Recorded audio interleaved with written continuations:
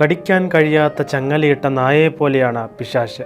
എന്നാൽ അവൻ്റെ വായിൽ കൈവയ്ക്കരുത്, കടിയേൽക്കും. അർജന്റീനയിലെ ചാസ് കോമോസ് രൂപതയിൽ ഭൂതോച്ചാടകനായി നിയമിതനായ ഫാദർ മിഗൽ തമാഗ്നോ മുന്നറിയിപ്പ് നൽകുന്നു. പ്രലോഭനങ്ങളിലൂടെയാണ് പിശാച് ഒരു വ്യക്തിയിൽ പ്രവർത്തിക്കാൻ തുടങ്ങുന്നത്. അസാധാരണമായ പൈശാചിക പ്രവർത്തനങ്ങൾ പലപ്പോഴും ഉണ്ടാകണമെന്നില്ല. അതുകൊണ്ട് തന്നെ ഇത് പിശാചിൻ്റെ പ്രവൃത്തിയാണെന്ന് പലപ്പോഴും അറിയാതെ പോകുന്നു.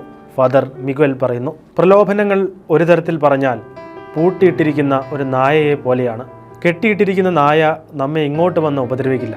നമുക്കതിനെ അവഗണിക്കുകയോ കടന്നു പോവുകയോ ചെയ്യാം. പലപ്പോഴും ഒരു കൗതുകത്തിന് നായയുടെ അടുത്ത് പോവുകയും അതിൻ്റെ വായിലേക്ക് കൈവച്ച് കൊടുക്കുകയുമാണ് പലരും ചെയ്യുന്നതെന്ന് വിശുദ്ധ അഗസ്റ്റിനോസിൻ്റെ വാക്കുകൾ ഉദ്ധരിച്ച് ഫാദർ മിഗുവൽ പറഞ്ഞു.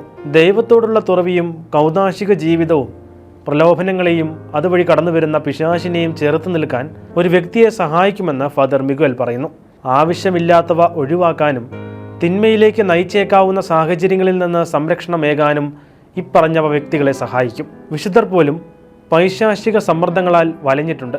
എന്നാൽ പിശാചും തിന്മയുടെ ആത്മാക്കളും സൃഷ്ടികളാണെന്നും ദൈവം തിന്മയെ പരാജയപ്പെടുത്തും എന്നുമുള്ള സത്യം നാം മനസ്സിലാക്കിയിരിക്കണമെന്നും ഫാദർ മിഗുവൽ ഓർമ്മിപ്പിക്കുന്നു.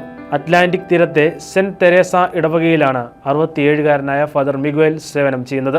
പലതരത്തിൽ പൈശാചിക സ്വാധീനങ്ങൾക്ക് അടിമപ്പെട്ടവരുടെ വിമോചനത്തിനു വേണ്ടി പ്രവർത്തിക്കുകയാണ് രൂപതയിൽ ആരംഭിച്ച സാന്ത്വന ശുശ്രൂഷയുടെ ലക്ഷ്യമെന്ന് ഫാദർ മിഗുവൽ പറഞ്ഞു.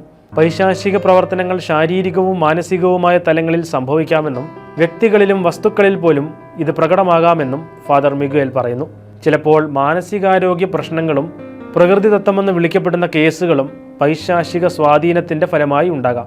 ഇത്തരക്കാരുടെ മോചനം ചിലപ്പോൾ വേഗത്തിൽ സംഭവിക്കാം. ചില കേസുകളിൽ തുടർച്ചയായ വിമോചന പ്രക്രിയ ആവശ്യമാണെന്നും അദ്ദേഹം കൂട്ടിച്ചേർക്കുന്നു.